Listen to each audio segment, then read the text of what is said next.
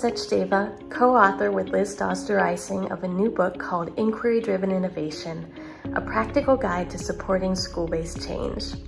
We wrote this book for school leaders, teachers, and other education professionals because as education researchers and former educators ourselves, we've met and worked with a lot of other educators who want to solve problems and drive change within their schools, but either don't know where to start or aren't given the opportunities to do so.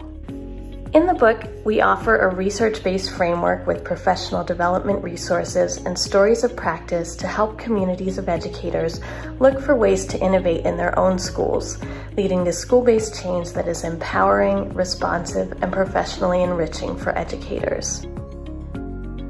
The book introduces the concept and framework of inquiry-driven innovation, an ongoing process that empowers individuals and communities to pursue positive school-based change that is relevant and responsive to local contexts. It's essentially about promoting innovation in schools and promoting meaningful teacher growth at the same time.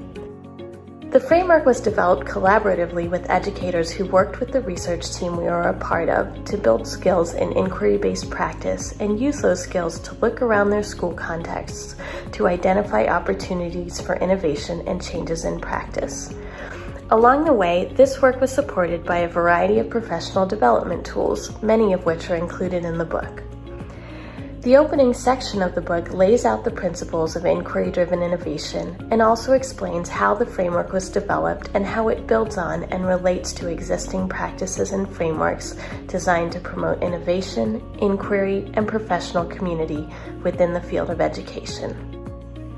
These practices and frameworks were developed both within and outside of our home organization of Project Zero, a research center based at Harvard Graduate School of Education. The second section of the book offers rich examples of what inquiry-driven innovation can look like in practice, drawn from the schools that were involved in the creation of these ideas. These examples include bird's-eye views of how the schools created changes that were responsive and unique to their own contexts, as well as detailed case studies of 3 schools. A chapter is also devoted to the professional development that occurred at the individual level and explores why the process of inquiry-driven innovation was experienced as such powerful professional learning and development for the educators involved. The third and final part of the book is called Creating Your Communities of Innovation, and it's focused on tools and supports that can help readers to get started in using inquiry-driven innovation in their own work. Given the book's emphasis on paying attention to local needs and opportunities, we have been careful not to make this part of the book a rigid, one-size-fits-all how-to guide for innovation in schools.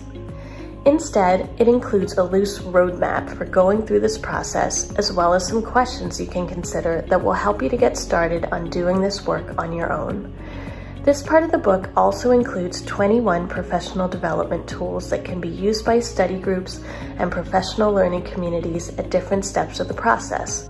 And we imagine that many of them could also be useful beyond the work of changing practice in schools. No matter what educational context you're a part of, we hope this work will help you to inquire about your surroundings in new ways and to take action on new ideas and changes that feel meaningful to you and those in your community. If you're curious to learn more, you can visit the book website, inquiry-driveninnovation.com, where you can download free versions of some of the educator tools from the book. You can also learn about events and where to buy the book, hear testimonials from the educators involved in this work, and more.